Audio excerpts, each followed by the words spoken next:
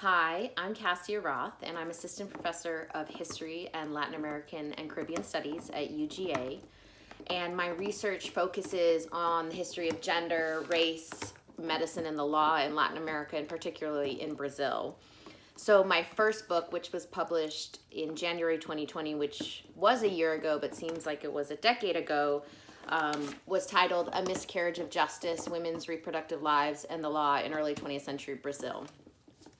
And in it, I look at women's reproductive health in relation to legal and medical policy in the capital city at that time of Rio de Janeiro. And I argue that in the early 20th century, after the abolition of slavery in 1888 and the onset of a Republican regime, women's reproductive capabilities, or their ability to conceive and raise future citizens and laborers, became critical to the expansion of the new Brazilian state. So I look at court cases, police investigations, the law, medical writing, and healthcare data, as well as clinical cases, to show that an increasingly interventionist state fostered a culture of condemnation surrounding poor women's reproductive health.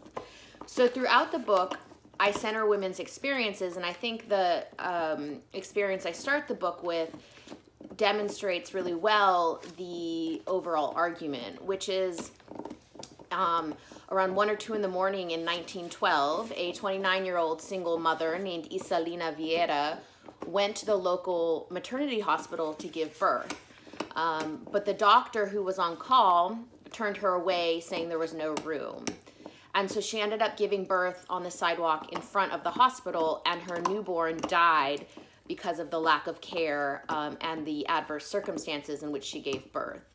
And the police, instead of seeing this as a problem of the hospital, right, of turning away a woman in labor, decided to investigate Isalina for infanticide. So she was eventually found not guilty. They didn't take her to trial, but that shows how the state really criminalized reproduction rather than expanding health services.